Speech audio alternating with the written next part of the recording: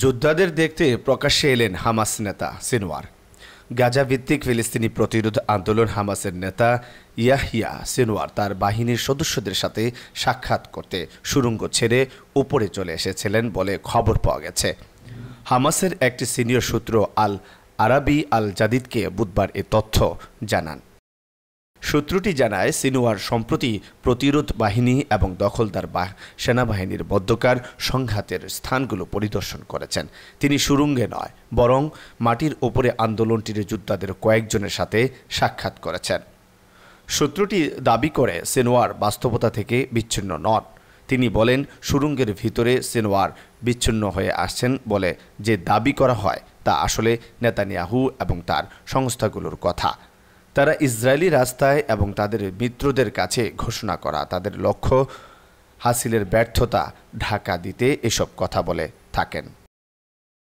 Hamas সূত্রটি কোনো যুদ্ধবিরতি চুক্তির প্রথম ধাপে ৪০ জনের বদলে ২০ বন্দীকে মুক্তি দিতে হামাস আগ্রহী বলে যে খবর প্রকাশিত হয়েছে তিনি সেটাও অস্বীকার করেন। সূত্রটি জানায়, গাজায় আটক বন্দীদের ঠিক কতজন এখনও বেঁচে আছে তা নির্ভুলভাবে নির্ধারণ করা সম্ভব নয়। তবে কয়েকটি মিডিয়ায় যে খবর প্রকাশিত হয়েছে সংখ্যাটি তার চেয়ে অনেক বেশি।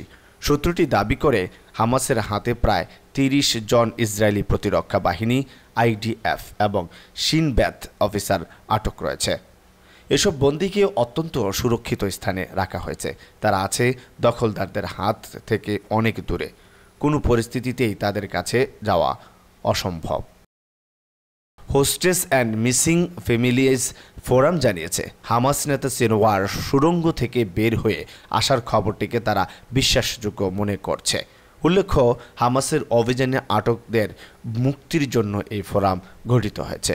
Stage and missing families forum জানিয়েছে, সিনওয়ারের ছবি দেখা যায় গাজার রাস্তায় রাস্তায়, আর বন্দীরা বেজমেন্টে পড়ে আছে। এটা ইসরায়েলি ব্যর্থতার ছবি।